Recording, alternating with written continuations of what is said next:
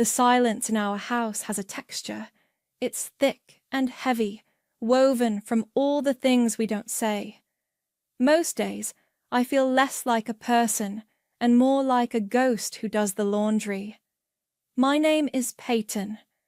I'm 38 years old, and for the last 10 years, my official title has been Riker's wife and the kids' mom. Before that, I was a senior marketing executive with a corner office view. Now, my view is mostly of the kitchen sink. Today was a typical Tuesday.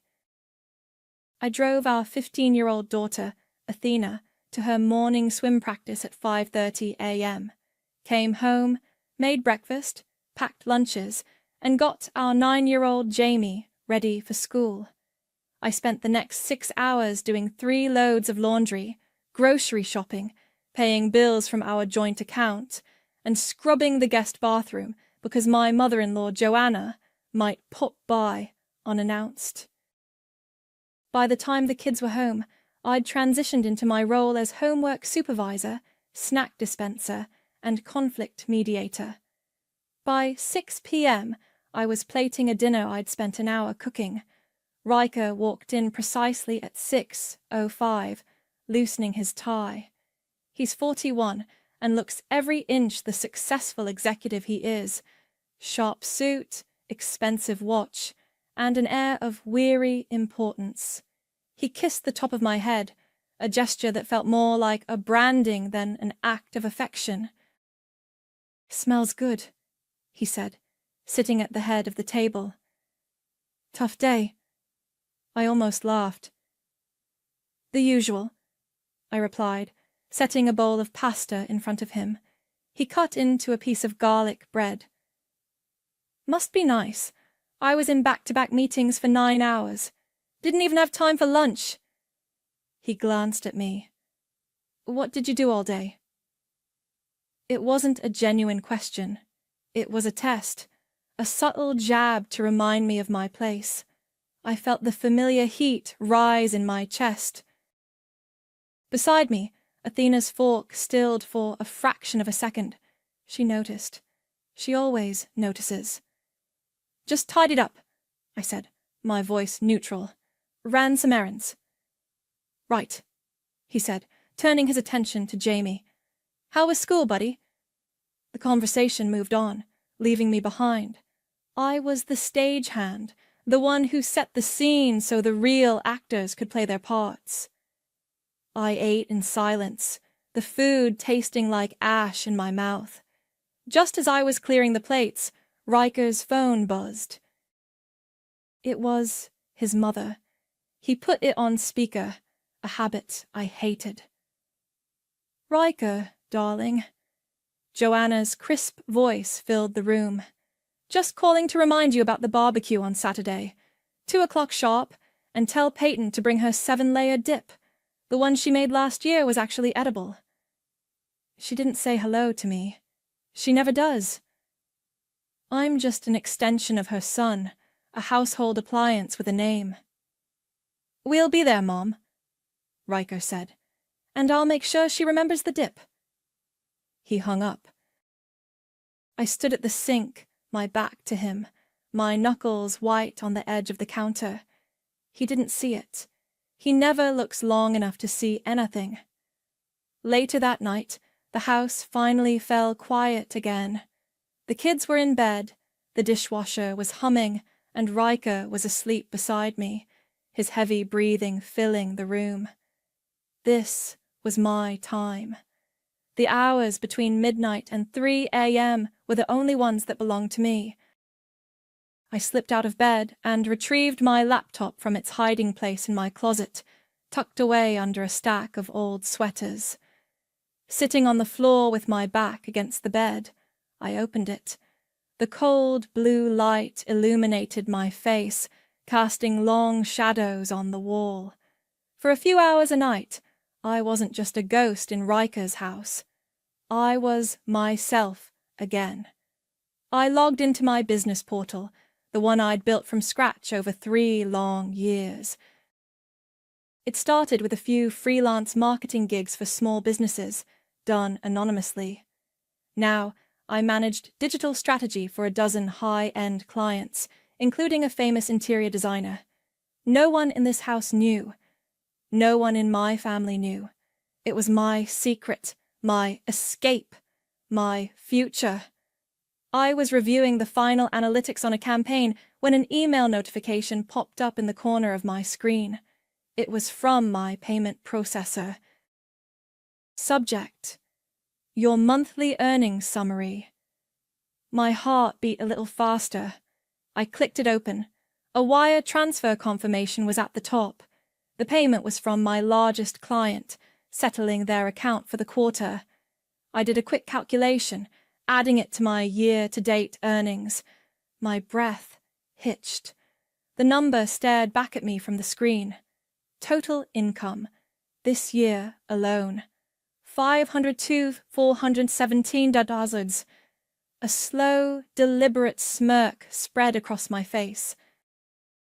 In the darkness of the bedroom, with my husband snoring softly just feet away, the woman he called a dependent had officially earned more than double his executive salary, and he had absolutely no idea.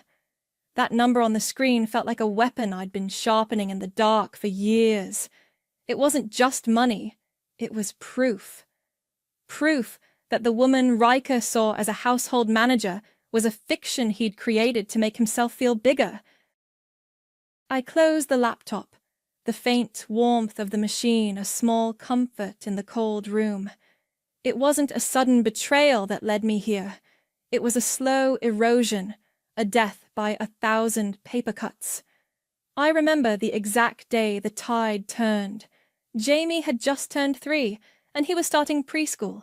I'd been out of the workforce for 4 years, and I was itching to get back.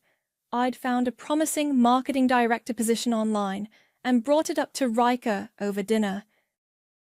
"It's perfect," I'd said, my voice buzzing with an excitement I hadn't felt in years. "It's hybrid, flexible hours. I could make it work." He'd put his fork down and given me that patient, tired smile he reserved for when I was being difficult. "Peyton, we're fine. My career is taking off. We don't need the money." He reached across the table and patted my hand. "Just be there for the kids. They need their mom. My job is stressful enough without us having to juggle 2 crazy schedules." His words were coated in a thick syrup of reasonableness, but the message underneath was clear. "My work is important. Yours is a hobby. My stress matters. Yours is an inconvenience." I let it go, and in that moment, the door to my old life clicked shut, and the ghost who lives in this house began to take shape. The next day, I met my best friend, Melanie, for lunch. She's a freelance web developer and a single mom who has always been my anchor to reality. $500 grand? She whispered, her eyes wide over the rim of her coffee cup. "Peyton, that's not just a side hustle. That's an empire. You have to tell him." "Not yet," I said, stirring my iced tea. "The timing isn't right." "The timing will never be right," she argued. "He's walking all over you. His whole family treats you like the hired help." She was the one who had helped me get started 3 years ago.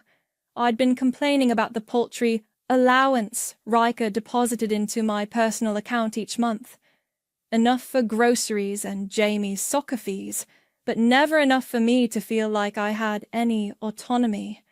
Melanie suggested I use my skills. "People pay a fortune for the kind of marketing strategy you used to do in your sleep," she'd said. So I started small. I used the $100 a month I managed to save from the grocery budget. Melanie built me a simple, anonymous website. I took on tiny consulting jobs, writing ad copy for Etsy shops, and advising on social media for local bakeries. I worked only after Riker and the kids were asleep, fueled by coffee and a simmering rage. My first client paid me $250. I almost cried. "He's planning this big speech at the barbecue," I told Melanie, my voice low. "He just got a promotion, a big bonus. He wants to toast to the real contributors. I can't wait to see the look on his face." Melanie leaned forward.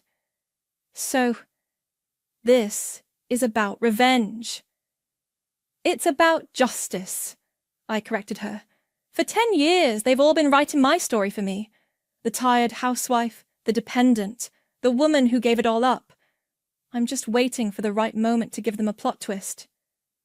I took a sip of my tea. "I don't want to just tell them. I want them all to see it. I want the silence to hit like a car crash." After lunch, I drove to a sterile-looking office building downtown. It was the law firm handling my real estate purchase.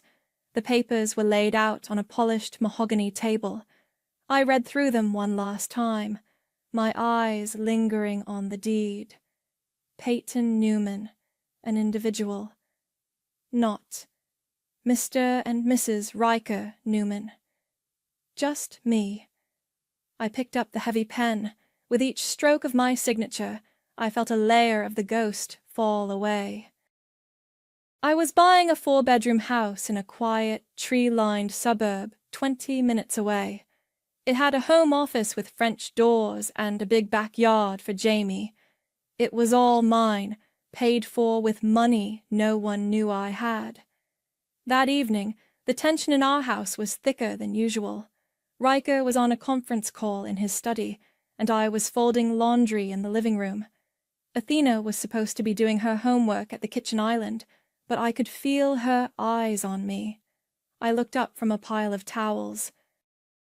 She was staring at me, her expression unreadable. She had my eyes, perceptive and a little sad. "What's up?" I asked, trying to sound casual.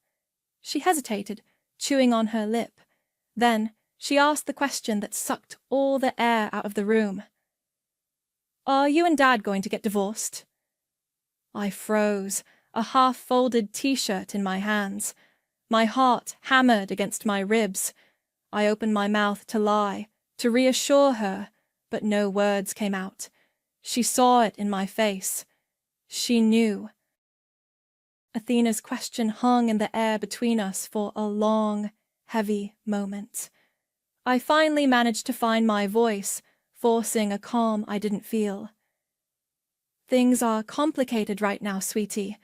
But no matter what happens, you and Jamie are the most important thing to me. I'll always make sure you're okay." It was a non-answer, and we both knew it.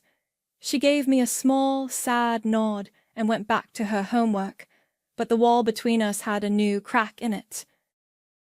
The silence in the car on the way to Joanna's house on Saturday was a direct result of that conversation.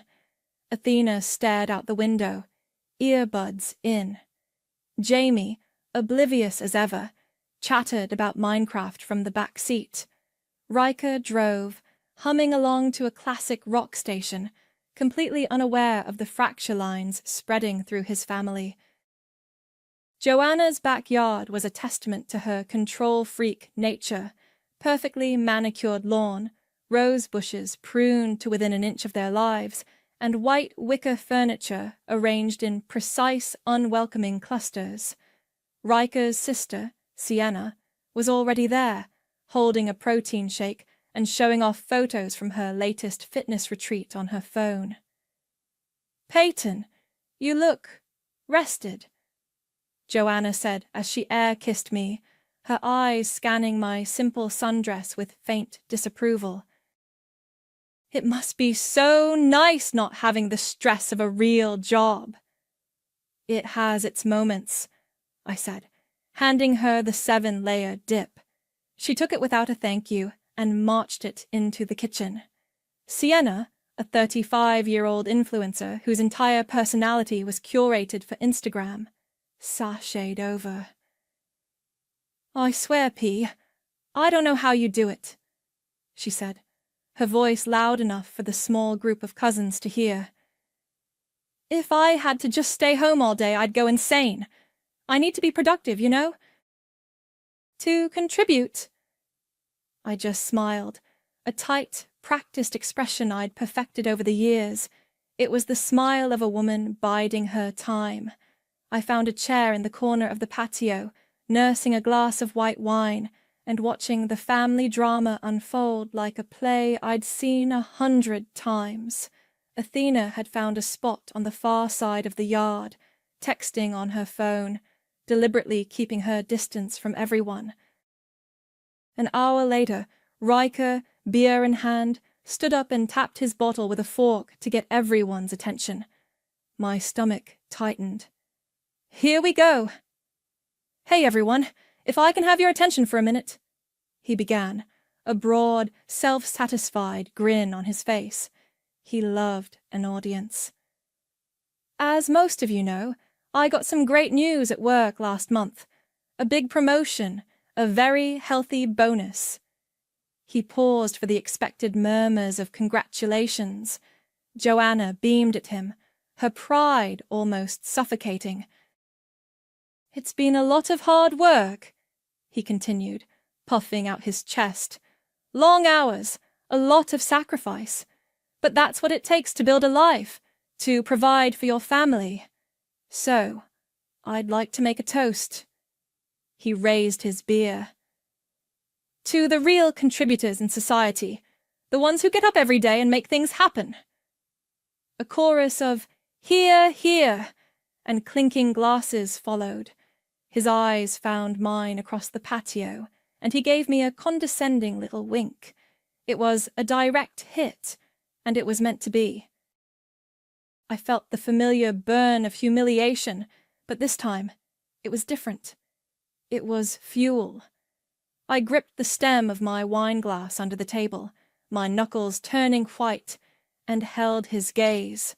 I saw Athena watching us from the edge of the lawn, her face a mask of quiet fury. Riker's uncle clapped him on the back. "You're lucky to have a wife who holds down the fort so you can do all that, Riker." Riker laughed, a loud, dismissive sound. He waved a hand in my direction. "Oh, Peyton's great. She keeps the house from burning down." He took a long swig of his beer, playing to the crowd. "But let's be honest, she's basically a dependent, like a third kid." The small crowd of family members erupted in laughter. Not cruel laughter, but the easy, thoughtless kind that cut far deeper. They were laughing with him at my expense, confirming my role as the family freeloader. My heart hammered in my chest, a cold calm washing over me. This was it. This was the moment. The laughter died down.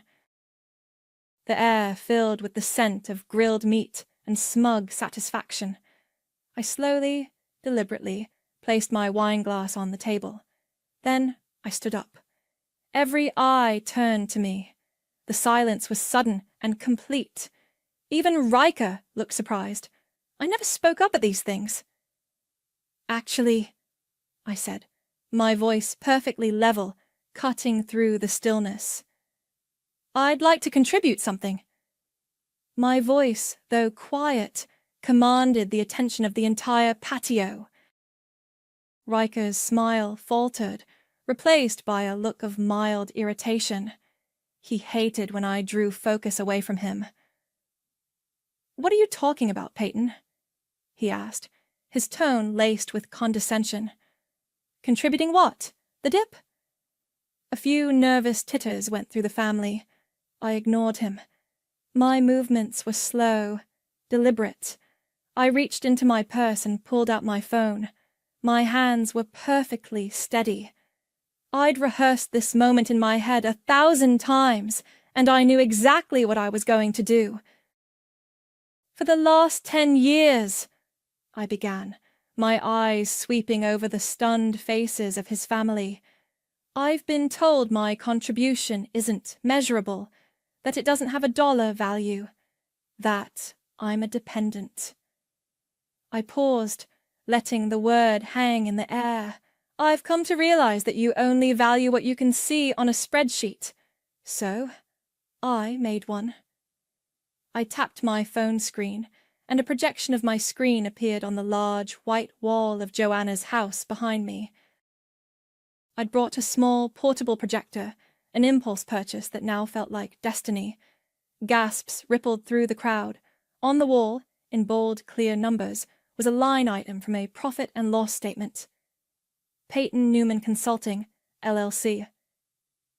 Net income, YTD, 400. Shh. The silence was absolute. It was exactly as I'd imagined, a sudden, violent vacuum of sound. It was the car crash I'd promised Melanie. Riker stared at the number, his mouth slightly agape. He looked from the wall to my face and back again, his brain visibly struggling to process the information. Joanna's perfectly painted smile had vanished, replaced by a slack-jawed gape. Sienna's phone slipped from her hand and clattered onto the stone patio. What is this? Riker finally stammered, his voice a choked whisper. Is this some kind of joke? No joke, I said calmly. I swiped to the next screen, a simple bar graph comparing my income to his. My bar was more than twice as tall as his estimated salary, bonus included. For the last 3 years, while you've been providing for me, I've been building a business. I work from midnight to 3 a.m. after my easy life of housework is done for the day. I manage digital marketing and brand strategy for a dozen clients. You might have heard of one of them. Kennedy Arnold Designs? Sienna gasped audibly. She was an obsessive follower of Kennedy Arnold's famous interior design brand.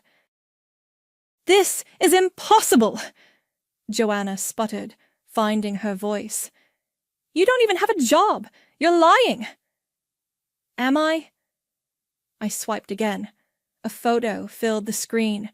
It was a beautiful, modern house with huge windows and a wraparound porch, nestled among tall oak trees. It was nothing like the stuffy, traditional colonial Riker had insisted we buy. You're right about one thing, Riker, I said, turning to face him directly. His face was pale, his eyes wide with a mixture of shock and fury. I don't contribute to your house. Your name is on the mortgage. Your money pays the bills. You've made that very clear for a very long time. I took a deep breath. That's why I bought one of my own. Another photo appeared on the wall, a close-up of the signed deed, my name clear and solitary at the bottom. The address was listed just below it. The kids and I will be moving in tomorrow, I announced to the silent, horrified audience.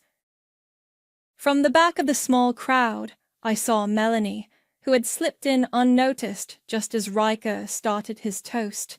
She was holding up her phone, a small, grim smile on her face as she recorded the fallout.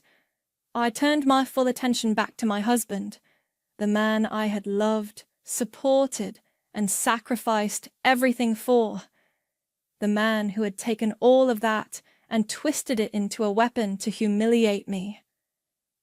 I've retained a lawyer, I said, my voice as cold and hard as steel. The divorce papers will be served at your office on Monday morning. They'll be waiting for you when you get home. Athena, who had been standing frozen on the lawn, let out a sharp, audible gasp. Joanna's wine glass slipped from her fingers and shattered on the patio, the red wine spreading like a pool of blood. Riker just stood there, speechless, his face a mask of utter disbelief and dawning rage. The king had been dethroned in his own court, and I was the one holding the sword. I didn't wait for the explosion. I turned off the projector, slipped it into my purse, and walked over to my children. Jamie was standing by the buffet table, his eyes wide and confused, a half-eaten brownie in his hand. Athena was still frozen on the lawn, staring at me with an expression I couldn't decipher. "Come on," I said softly, my voice betraying none of the adrenaline coursing through me. "We're leaving." I took Jamie's hand. He looked back at his father, who was still standing motionless, a statue of impotent rage.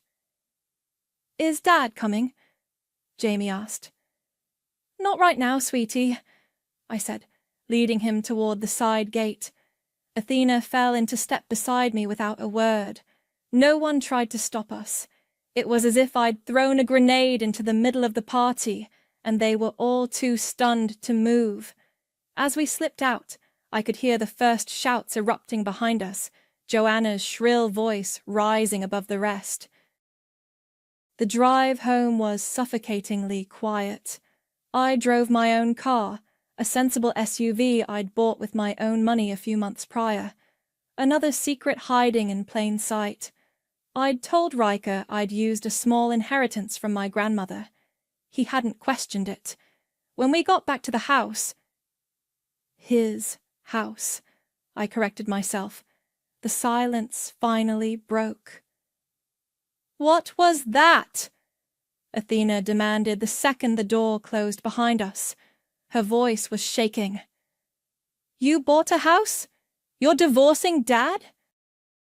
You just announced it at a barbecue?" "I know it was a shock," I said, turning to face her. "I'm sorry you had to find out that way, but I couldn't listen to him talk about me like that for one more second." Jamie started to cry, a quiet, confused whimper. "Are we moving? I don't want to move." I knelt down and pulled him into a hug, my heart aching. This was the part I had dreaded, the collateral damage of my war. "I know, baby. It's scary. But the new house is wonderful, and you'll have a huge backyard. We're all going to be okay. I promise." My phone started buzzing in my purse. It was Joanna. I ignored it.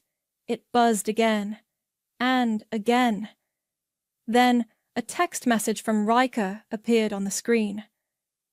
"You have no idea what you've just done." Another one followed immediately. "You will regret this for the rest of your life." His tone wasn't hurt. It was threatening. A cold knot of fear tightened in my stomach, but I pushed it down. I had come too far to be scared now. I started packing. I had already moved sentimental items and important documents to a storage unit over the past few weeks.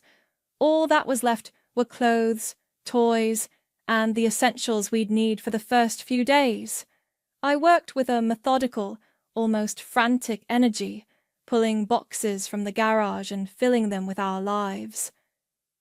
After about an hour, Athena appeared in the doorway of my bedroom. She'd been silent in her room since we got home. She watched me for a moment, then walked over to her father's closet and started pulling his shirts off the hangers, dropping them in a pile on the floor. Then she began carefully placing my clothes into a suitcase. We packed in silence for a while, the only sounds the rustle of fabric and the squeak of packing tape. "He called you a third kid," she said finally, her back to me. I stopped what I was doing. "He's said it before." She turned around, and I was shocked to see tears glistening in her eyes. "I know. I hear everything." She took a shaky breath. "Thank you," she whispered, her voice cracking. "Thank you for standing up." In that moment, all the fear and doubt I'd been wrestling with melted away. I walked over and wrapped my arms around my daughter, holding her tight. She was no longer a child watching from the sidelines. She was an ally. Just then, my banking app pinged with a notification on my phone. I glanced at it, expecting another client payment. My blood ran cold. Alert! A transfer of 78,432 wallet 15 has been made from your joint checking account, leaving a balance of $0. He'd done it. Out of pure, vindictive spite, Riker had emptied our joint account. The account that held the money for the mortgage payment, the car insurance, the property taxes, all due next week. A year ago, this would have destroyed me. It would have left me trapped and penniless, exactly as he intended. But I wasn't that woman anymore. I had anticipated this. 2 months ago, I had opened a new set of accounts at a different bank. I'd been slowly redirecting my income and a portion of our shared savings there, leaving just enough in the joint account to cover household expenses so he wouldn't get suspicious. The money he took was significant, but it wasn't everything. He hadn't destroyed me. He had only confirmed what I already knew. He would go to any lengths to control me. The realization was terrifying, but it was also liberating. He had shown his hand, and now I knew exactly what kind of man I was fighting. The next 2 weeks were a blur of moving boxes, legal paperwork, and simmering tension. The divorce papers were served, as promised, and the battle lines were drawn immediately. Riker's first move, through his lawyer, was to demand 50-50 custody of the children. It was a predictable tactic, designed not out of a sudden surge of fatherly devotion, but as a way to control me and, more importantly, my money. His lawyer's letter was dripping with veiled threats. It implied that my newfound career would make me an inattentive mother. Mr. Newman is concerned, it read, that Peyton's demanding, round-the-clock work schedule will prevent her from providing the stable environment the children are accustomed to. The hypocrisy was breathtaking. He was using the very success he'd belittled as a weapon against me. He's going to paint you as a workaholic who neglects her kids. My lawyer, a sharp, no-nonsense woman named Ms. Davies, told me over the phone. We need to get ahead of it. Melanie, ever my rock, came through. She helped me organize my business records, client testimonials, and a detailed schedule that proved my work hours were confined to late nights when the children were asleep. She also reached out to Kennedy Arnold, my biggest client. I was hesitant, not wanting to mix my messy personal life with my professional one, but Melanie insisted. A few days later, a signed and notarized letter arrived from Kennedy. It was a glowing testament to my professionalism, my strategic brilliance, and my unwavering reliability. She wrote about how I'd transformed her brand, calling me one of the most dedicated and organized professionals she had ever worked with. It was a powerful piece of armor for the fight ahead. The new house, however, was our sanctuary. It was filled with light and open spaces, a stark contrast to the dark, heavy furniture and oppressive silence of our old home. Jamie fell in love with the backyard immediately, spending hours exploring the small creek at the edge of the property. Athena, however, remained quiet and watchful, her emotions kept under a tight lock. One evening, I found her sitting on the floor of her new room, surrounded by unpacked boxes. She was just staring at the wall. "Are you okay?" I asked, sitting down beside her. She shrugged, not looking at me. "It's weird, being her." "I know it's a big change," I said softly. She finally turned to me, her eyes searching mine. "Mom, that house, Dad's house, it never felt safe to me either." My heart clenched. It was always so quiet, like everyone was afraid to make a sound. Afraid of waking him up or making him mad. I used to sit in my room and listen to him talk to you after he'd had a few drinks. The way his voice would get low and mean. Tears welled in my eyes. I had tried so hard to shield them, to absorb the blows myself, but she had been a silent witness the entire time. I pulled her into a hug, and for the first time since the barbecue, she hugged me back, clinging to me tightly. We sat there on the floor, surrounded by the mess of our old life, and cried together. The fragile peace was shattered a few days later. I was in the kitchen making lunch when the doorbell rang.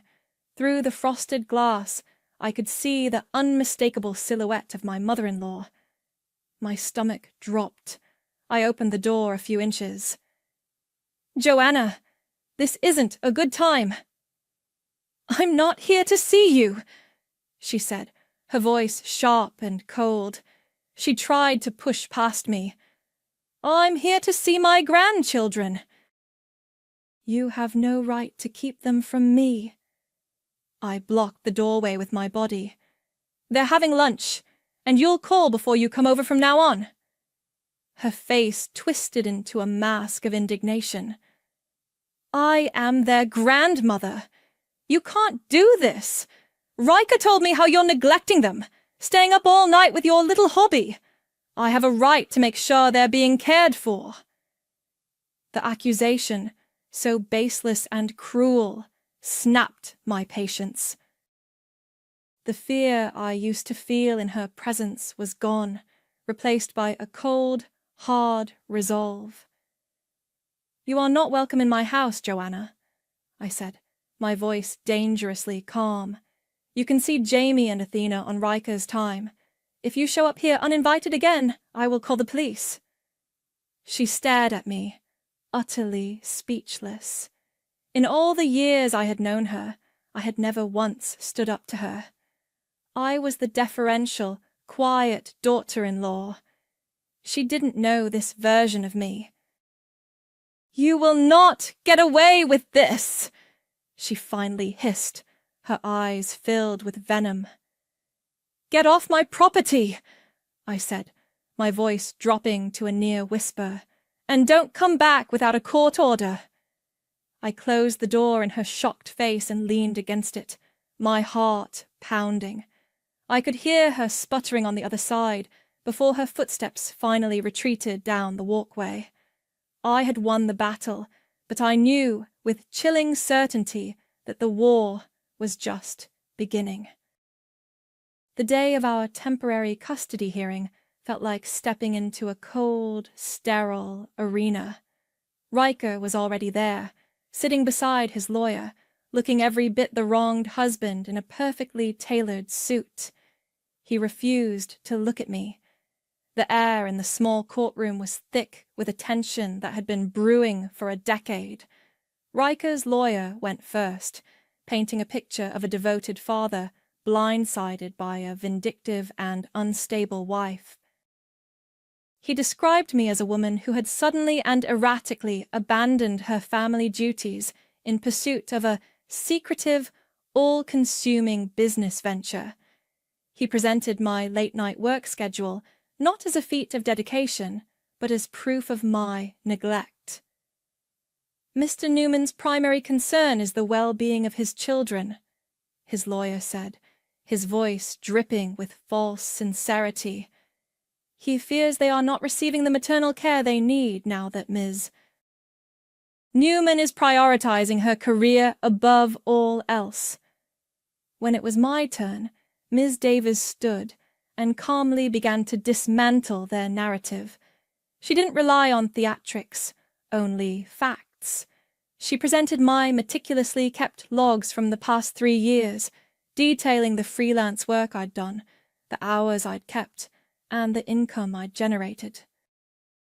She showed the judge bank statements proving I had been the one paying for the kids' extracurriculars, school supplies, and summer camps from my own earnings for the last year. Then, she presented the timeline of my sacrifice, how I'd left a promising career at Riker's urging, how I'd tried to re-enter the workforce when Jamie started school, and how Riker had discouraged it, insisting my place was at home. My client did not abandon her family, Your Honor, Ms. Davis stated. She supported it in every way a person can. When that support was unappreciated and used as a tool for public humiliation, she built a new life for herself and her children, brick by brick, in the only hours she had available to her. The judge, a woman in her late 50s with sharp, intelligent eyes, listened intently, her expression unreadable. She turned her attention to me. "Ms. Newman," she said, her voice even, "your husband's counsel raises a valid point. Running a business that has generated $500,000 this year is not a hobby. It requires significant time and energy. How do you assure this court that your work does not interfere with your ability to parent your children?" I took a deep breath, my heart pounding. "Your Honor, for 10 years, my full-time job was being a mother. I still do that job. I make breakfast every morning, I pack lunches, I pick my children up from school, I help with homework, and I put them to bed every night. My other job, my business, begins after my children are asleep. I work while my family sleeps, because that was the only way I could build a future for us without disrupting the stability my husband claimed to value so much." Riker's lawyer called Joanna to the stand as a character witness. She portrayed me as cold, distant, and resentful of her son's success. She recounted the incident at my new house, twisting it to sound like I had maliciously barred a loving grandmother from seeing her grandchildren. But, under Ms. Davis's cross-examination, her story began to unravel.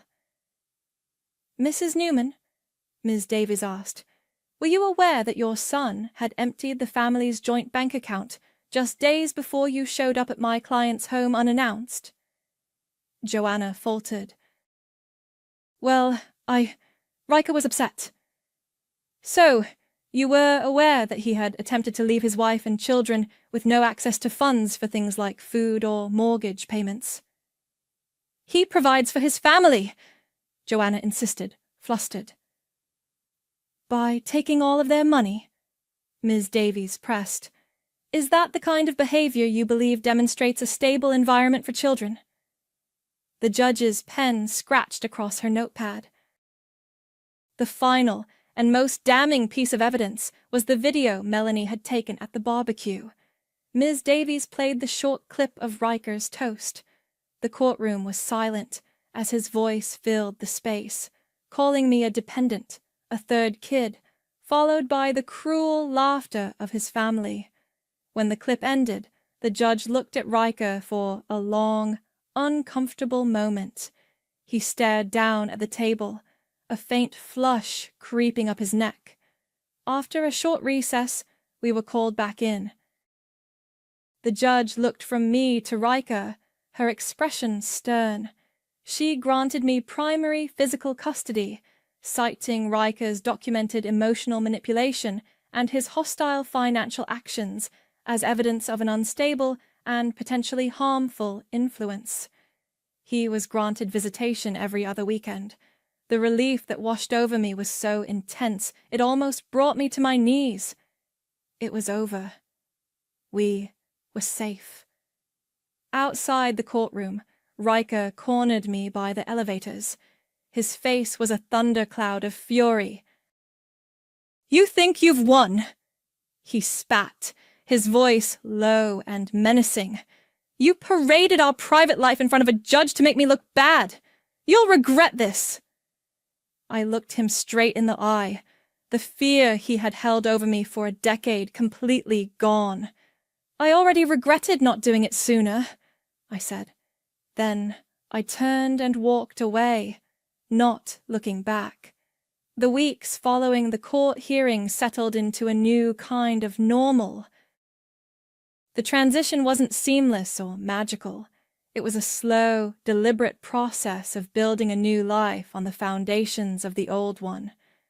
The silence in our new house was different. It wasn't heavy with unspoken resentment.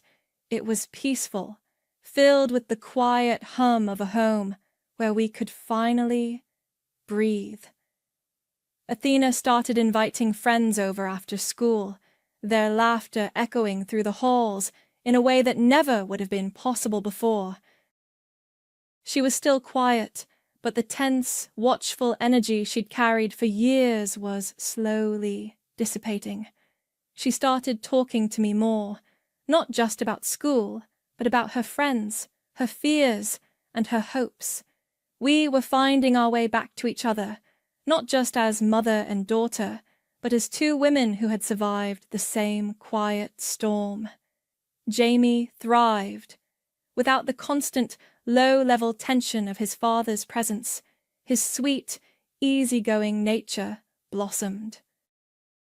He spent his afternoons in the backyard, building forts and chasing squirrels, his face smudged with dirt and lit with a pure, uncomplicated joy that I realized I hadn't seen in years. My business continued to grow. I hired Melanie to officially handle my web development and tech support, and the relief of having a partner I trusted implicitly was immeasurable. A few weeks after the hearing, I was invited to be a guest on a popular podcast about female entrepreneurs who started their businesses later in life. I told my story, not the vengeful, dramatic version from the barbecue, but the real one. The story of a woman who had lost herself and had to work in the dead of night to find her way back. The response was overwhelming. My inbox was flooded with messages from other women who felt invisible in their own lives. Riker, as predicted, did not go away quietly. His every other weekend visitations were fraught with passive-aggressive comments and attempts to undermine my authority. He'd buy the kids expensive gifts I'd said no to, or let Jamie stay up hours past his bedtime. But his power over us was gone. He was just a visitor now, a guest in the new life we were building. His attempts to stir up trouble felt less like a threat and more like the desperate buzzing of a fly trapped behind glass. His public image, which he had guarded so fiercely, had taken a significant hit after the details of the hearing became gossip among our old social circle. Joanna, bitter and sidelined, tried to spread her own version of events, painting me as a manipulative gold digger, but it was hard to make that story stick when I was the one with the successful business. One crisp autumn evening, I was standing on the back porch, a warm mug of tea in my hands, watching the kids. Athena was teaching Jamie how to throw a football, her instructions patient and kind.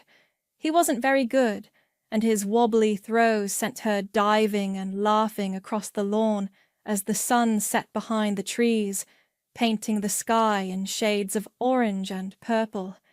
There was no triumphant surge of victory, no satisfying feeling of revenge. The anger that had fueled me for so long had burned itself out, leaving behind a quiet sense of peace. The reveal at the barbecue hadn't fixed everything.